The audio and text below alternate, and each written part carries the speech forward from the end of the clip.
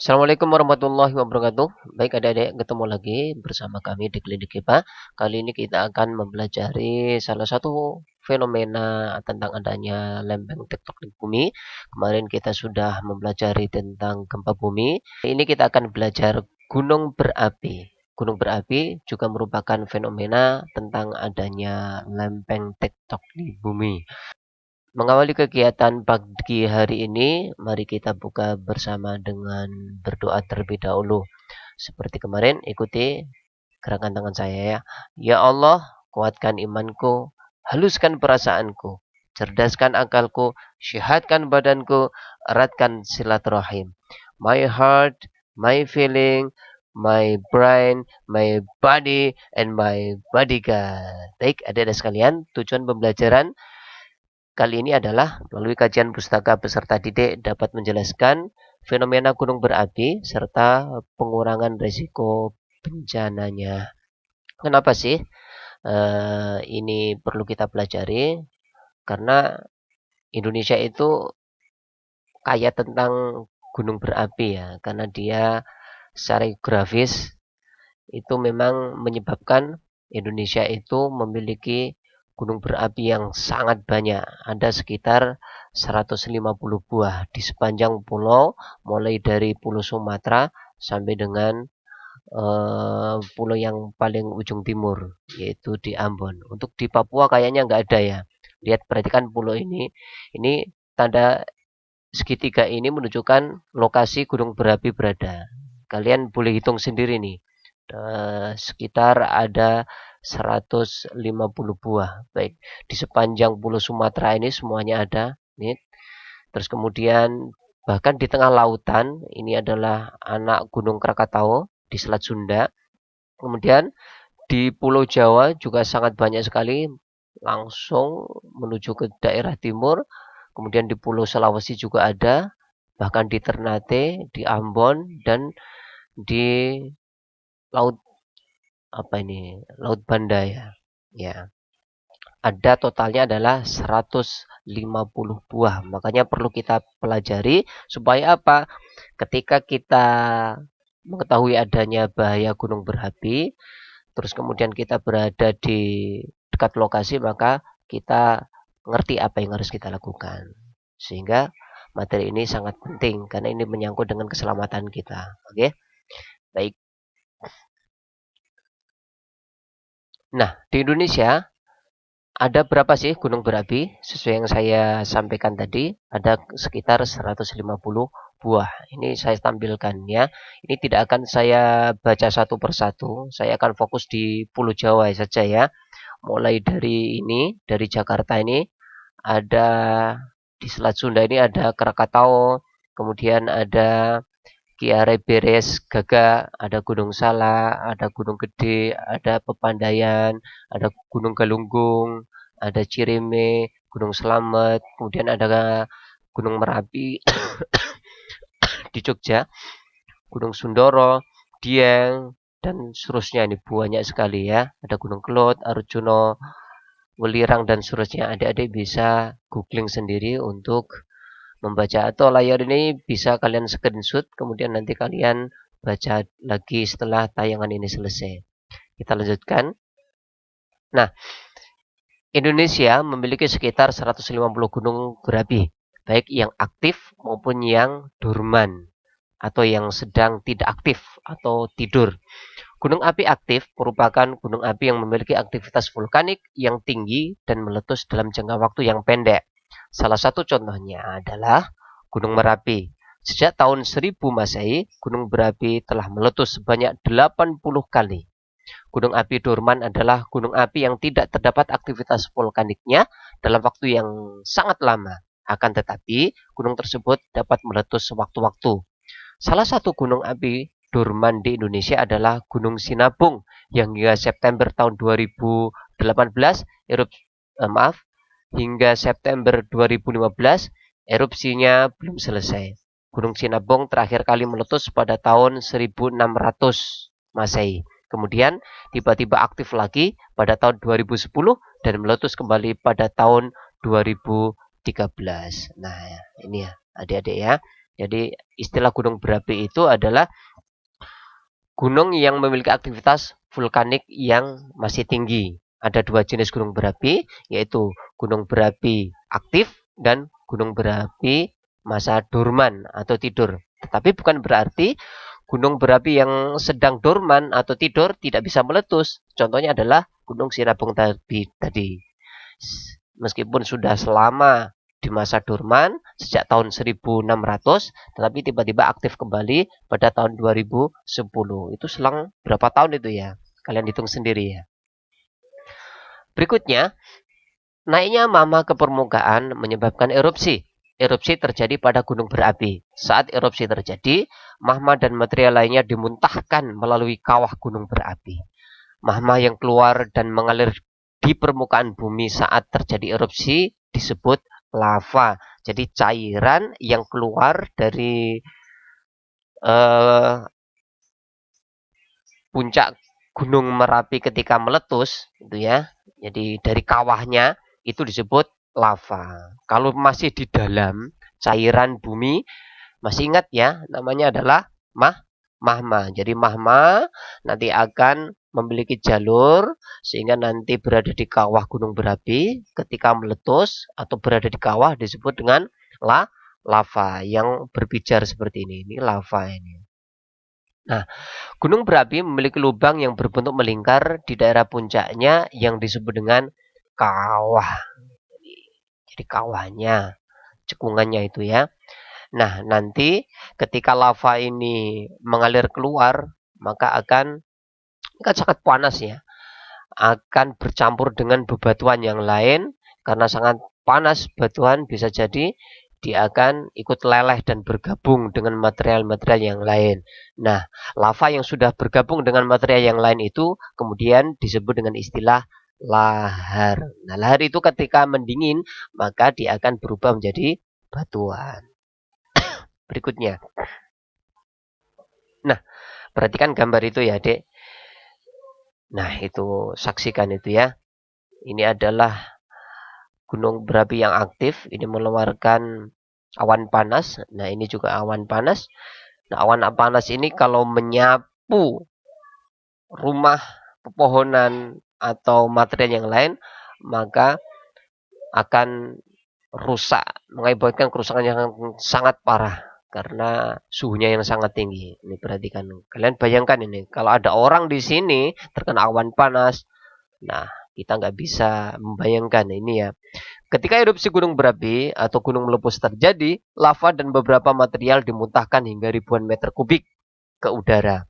Partikel-partikel dari material dan lava yang mendingin akan terlontar ke atas, kemudian berjatuhan dari langit. Fenomena ini yang disebut dengan hujan debu vulkanik atau tephra. Material yang dikeluarkan saat letusan gunung berapi meliputi material padat, cair, maupun gas. Letusan gunung berapi akan mengeluarkan material padatan berupa batuan dan mineral dari dalam bumi. Hasil lainnya dari letusan gunung api adalah lava dan lahar. Lahar merupakan lava yang telah bercampur dengan batuan air dan material lainnya. Nah, ngeri ya adik-adik ya. Ini panas sekali ini, ribuan derajat ini. Kalau kamu terkena langsung leleh. Nah, selain itu, letusan gunung berapi juga menghasilkan gas yang beracun, yakni hidrogen sulfida atau H2S, sulfur dioksida atau SO2, dan nitrogen dioksida atau NO2. Selain material tersebut, letusan gunung berapi juga menghasilkan awan panas atau aliran piroklastik atau yang dikenal oleh masyarakat awam dengan nama wedhus gembel. Nah, lihat. Ini ada istilah Jawa ya, namanya wedhus gembel. Karena awan panas yang keluar pada saat gunung berapi meletus itu menyerupai dengan rambut domba. Ya, rambut domba atau wedhus ini ya, wedhus gibas. Nah, makanya ini disebut wedhus gembel. Awan panas ini. Ini orang yang terkena awan panas atau wedhus gembel itu, maka nyawanya bisa tidak tertolong karena pasti akan terpanggang. Ini lihat, ini salah satu korban dari letusan Gunung Merapi yang terjadi di Yogyakarta. Awan panas merupakan hasil letusan seperti awan yang mengalir bergulung. Awan panas terdiri atas batuan pijar, gas panas, serta material lainnya. Awan panas memiliki suhu yang mencapai 7.000 derajat Celcius. Awan panas ini mengalir menuruni lereng gunung api dengan kecepatan yang sangat tinggi, sekitar 200 km per jam. Erupsi disebabkan oleh tekanan gas yang kuat dari dalam bumi yang terus-menerus mendorong magma. Perhatikan gambar 5, 4, 1A atau gambar yang paling kiri, adik-adik ya. Gambar ini ya. Nah, gambar ini. Dengan demikian, magma akan terus naik menuju ke permukaan. Dalam perjalanannya, magma yang memiliki suhu hingga 12.000 derajat akan melelehkan batuan di sekitarnya. Ini sepertinya tidak 12.000 ya adik-adik ini. Paling ini salah ketik ini. Ini yang benar adalah 1.200 derajat. Jadi angka ini adalah angka derajat. Oke ya. Saya ralat. Yang tadi juga wedhus gembel itu suhunya sekitar 700 ya. 700 derajat tadi. Nah, bukan 7.000 ya. Oke. Karena tidak logis kalau 12.000. Karena suhu dari inti bumi itu hanya berkisar 6.000. Ini saya yakin ini pasti salah ketik, adalah 1.200 derajat Celcius. Akan melelehkan batuan di sekitarnya. Akibatnya terjadilah penumpukan magma. Jadi ini penumpukan magma ya. Oke. Ini ikut leleh sehingga bergabung ke sini. Nah, tekanan udara yang berasal dari dalam bumi lambat laun semakin besar sehingga tersimpan energi yang sangat besar untuk mendorong magma keluar. Jika litosfer yang berada di atas magma tidak mampu menahan tekanan dari dalam bumi, maka terjadilah erupsi. Duar, ledakan ini ya. Oke, semakin kuat tekanannya, maka ledakannya akan semakin hebat. Magma dan material lainnya dimuntahkan melalui kawah gunung api. Energi yang tersimpan tersebut dilepaskan dalam bentuk ledakan dan semburan yang kuat saat erupsi. Proses tersebut bisa dilihat di gambar yang paling kanan. Oke ya. Sip. Kita lanjutkan. Nah, sekarang adalah ada beberapa level yang biasanya dikeluarkan oleh BMKG ya, untuk memberikan peringatan supaya masyarakat senantiasa mengetahui perkembangan gunung berapi yang paling dekat berada di lingkungannya. Mulai dari level yang paling bawah yaitu normal, kita baca dari bawah, ini normal, tidak ada gejala aktivitas, tekanan magma level aktivitas dasarnya juga tidak ada. Kemudian meningkat, adanya aktivitas apapun bentuknya nanti, mungkin ada suara, ada getaran dan seterusnya, atau mengeluarkan sesuatu yang tidak biasa, ini disebut level waspada. Nah, di atas level waspada ada level siaga. Nah, di sini sudah dijelaskan makna dan tindakannya. Silakan adik-adik membuka buku siswa untuk mempelajari lebih lanjut supaya durasi video ini tidak terlalu panjang. Kemudian level yang paling berbahaya adalah level awas. Jadi harus kita ketahui ya. Jadi apa arti level waspada, siaga, dan awas. Jadi tingkatannya ini urutannya normal, waspada, siaga, dan paling terakhir adalah awas. Nah, Indonesia terletak pada pertemuan lempeng Eurasia Pasifik dan Indo-Australia yang sudah pernah kita bahas pada video sebelumnya ya, yaitu pada saat kita membahas tentang teori lempeng tektonik. Maka dengan letak geografis semacam itu, akibatnya gunung api di Indonesia itu tersebar di sepanjang pulau Sumatera sampai bagian yang paling timur ya. Nah, bahaya gunung api timbul dari material yang dikeluarkan, karena mengeluarkan lava yang kemudian bergabung dengan material lainnya yang disebut dengan lahar. Berikut langkah-langkah penyelamatan diri saat terjadi gunung api meletus. Ya, mulai dari mengungsi ini diatur. Nanti ketika ada bencana pasti akan turun Badan Penanggulangan Bencana Nasional, ya. Terus kemudian barang bawaan ini sebelum mengungsi tutuplah pintu dan jendela, matikan alat-alat listrik, bawalah perbekalan.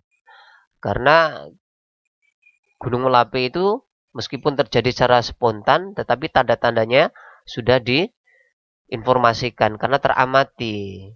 Mulai dari level waspada, terus kemudian siaga. Kalau sudah siaga, harus persiapan semuanya ya. Jangan menunggu awas baru mengevakuasi barang-barangnya. Sudah sangat terlambat. Karena awas itu berarti kita sudah hanya memikirkan penyelamatan diri saja. Jadi barang-barang bawaan itu harus segera diamankan pada saat level siaga atau di level waspada misalnya. Nah, kemudian ketika terjadi ledakan, maka kita harus mencari tempat perlindungan. Jangan sampai kita terjebak. Apalagi bahaya yang sangat mengancam itu adalah wedus gembel tadi ini. Ini kecepatannya sampai 200 km per jam. Suhunya mencapai 700 derajat. Bukan 7000 ya. Ya, 700. Nah, kemudian lindungi juga diri dan dari hujan abu ya. Ya, jadi berlindung atau menggunakan payung atau menggunakan alat pelindung yang lain. Pakai baju dan celana panjang, kacamata, masker supaya kita tidak terkena ispa. Oke, nanti lebih lengkap silakan adik-adik membuka buku siswanya. Nah, kemudian ada tindakan tanggap darurat bahaya lahar dingin. Apa itu bahaya lahar dingin? Lahar kok dingin? Katanya lahar itu kan lava yang suhunya sampai 1200 tadi. Oh, ini istilah ya, harus tahu ya. Nah, ketika gunung api itu sudah meledak, maka di puncak gunung api atau tempat semburan itu akan meninggalkan cekungan atau kawah. Nah, meskipun sudah tidak ada aktivitas lava di situ, maka memungkinkan material-material seperti pasir, bebatuan dan lain sebagainya itu mengumpul di situ karena berasal dari lahar yang sudah mendingin. Nah, ini ketika terjadi hujan lebat, maka kawah itu akan terisi oleh air. Dan ketika tidak mampu lagi menampung air, maka akan terjadi ambrol gitu, akan terjadi banjir yang berasal dari kawah itu karena dinding-dinding dari kawah itu tidak lagi mampu untuk menahan volume air yang selalu bertambah. Akibatnya apa? Akan banjir lahar dingin atau yang isinya adalah pasir dan material. Ini sudah pernah terjadi di daerah Jogja ya. Yang paling parah adalah di daerah Magelang. Nah, ini harus kita ketahui. Jadi saat atau pasca terjadinya gunung berapi meledak, bukan berarti bahayanya sudah hilang. Ada bahaya yang mengancam, yaitu namanya banjir lahar dingin. Ini kalau yang yang di bawah cuma pasir, mungkin nggak begitu berbahaya ya. Tapi karena volumenya besar dan yang dibawa oleh banjir itu tidak hanya pasir, tapi batuan-batuan yang sangat besar, ini sangat bahaya. Rumah atau material yang lain akan tersapu semuanya. Ya, dulu itu sangat luar biasa ya. Jadi jembatan-jembatan semuanya pada ambrol, kemudian sampai meluap ke pemukiman dan korbannya juga banyak. Batunya ukurannya sangat besar-besar ya. Ada yang mungkin segede kerbau, lebih besar lagi. Kemudian letusan gunung berapi ternyata tidak selamanya berdampak negatif. Ada beberapa dampak positif yang kemudian bisa dimanfaatkan oleh manusia atau memberikan manfaat kepada orang lain. Makanya sampai saat ini masih banyak orang yang memiliki tempat tinggal di dekat gunung berapi. Meskipun bahayanya sewaktu-waktu bisa mengancam, tapi faktanya mereka kerasan. Kenapa? Karena ada hal-hal yang memang secara perekonomian menguntungkan. Nah, setidaknya adalah sebagai berikut. Abu vulkanik hasil letusan gunung berapi dapat dimanfaatkan sebagai campuran adonan semen bahan bangunan. Jadi abunya bermanfaat. Kemudian sisa-sisa letusan menghasilkan bahan tambang yang bernilai tinggi seperti belerang, pualam, pasir, batu, dan lain-lain. Kemudian dari bisnis pariwisata juga dapat berkembang pasca letusan gunung berapi. Tidak jarang ya, gunung berapi justru akan menjadi daya tarik tersendiri bagi orang-orang untuk menikmati pemandangan yang tidak biasa sehingga menjadi objek wisata. Kemudian lahan pertanian akan menjadi lebih subur karena material-material dari sisa gunung berapi itu terutama adalah abu vulkanik abu vulkaniknya akan menambah kesuburan tanah. Nah, ini contohnya gambar adik-adik ya. Pemandangan sangat indah, ini menjadi objek wisata dan ini lihat ini bunker Kali Adem ini di Jogja ya. Nah, sepertinya itu pembahasan tentang gunung berapi. Untuk menutup pertemuan kali ini, ada beberapa soal yang harus kalian jawab untuk mengingat kembali apa yang telah kita pelajari bersama. Nanti silahkan dikerjakan di buku catatan atau tugasnya. Nah, apa saja soalnya? Soalnya adalah sebagai berikut. Nomor 1, jelaskanlah apa yang dimaksud dengan magma, lava, dan lahar. Yang kedua, apa yang dimaksud dengan istilah wedus gembel? Yang nomor 3, pasca terjadinya letusan gunung berapi, maka saat musim penghujan tiba, ada bahaya yang mengancam yaitu banjir lahar dingin. Jelaskanlah proses terjadinya banjir lahar dingin tersebut. Yang keempat, meskipun letusan gunung berapi sangat berbahaya, tetapi ada sisi positifnya dilihat dari perspektif perekonomian warga setempat.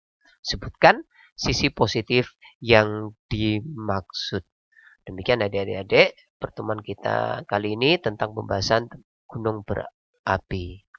Kita tutup dengan membaca hamdalah bersama. Mari saya hindarkan alhamdulillahirrabbilalamin. Selamat belajar dan jangan lupa like, subscribe, dan share supaya kita sama-sama belajar. Terutama pada teman-teman yang masih duduk di kelas 7 SMP ya. Terima kasih. Assalamualaikum warahmatullahi wabarakatuh.